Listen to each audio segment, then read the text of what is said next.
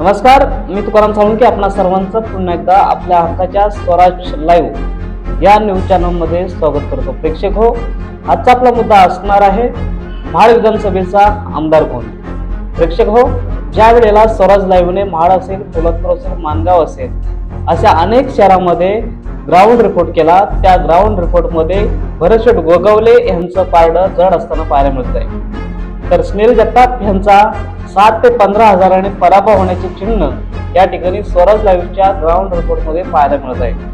प्रेक्षक हो, जर आपण आकड्याचं गणित मांडलं तर आकड्याच्या गणितामध्ये देखील भरतशेठ गोगावले यांचा विजय हा निश्चित असल्याचं पाहायला मिळत आहे। तर आकड्याचं गणित नेमकं काय आहे ते पाहूया।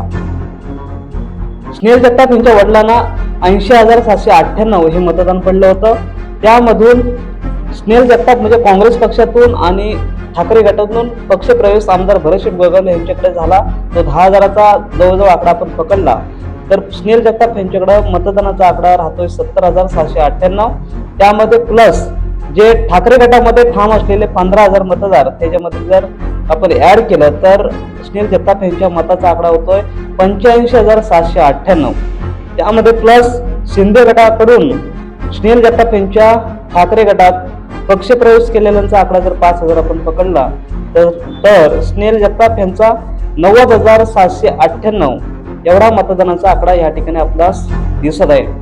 त्याचबरोबर भरतशेठ गोगावले यांचा मतदानाचा आकडा जर पाहिला तर भरतशेठ गोगावले यांना 2019 साली 1,02,273 एवढे मतदान झाले होते।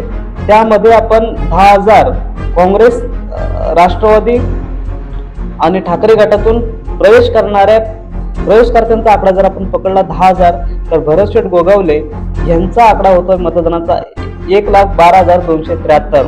त्यामध्ये सुनील तटकरे यांच्या राष्ट्रवादीचा जर 15,000 आपण आकडा पकडला तर भरतशेठ गोगावले यांच्या मतदानाचा आकडा होतोय 1,27,275। आणि त्यामधून जर ठाकरे गटामध्ये ठाम राहिलेला मतदार 15,000 आपण मायनस केला तर भरतशेठ गोगावले यांचा मतदानाचा आकडा होतोय 1,12,275।